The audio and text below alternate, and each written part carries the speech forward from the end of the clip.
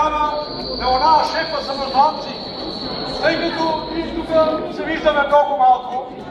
Искам да ги поканя в Разлог, Банско, предполагам са Парема, Баня, Смолян, там пред цялото население да си да излязат с тия плакати.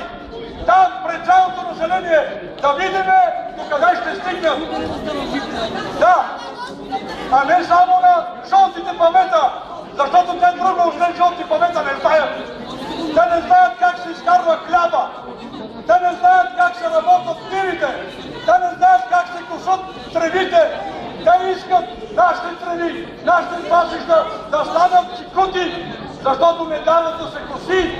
А знаете какво става с една ливада, която не се коси? Те това искат да стане чикут. Те знаят как се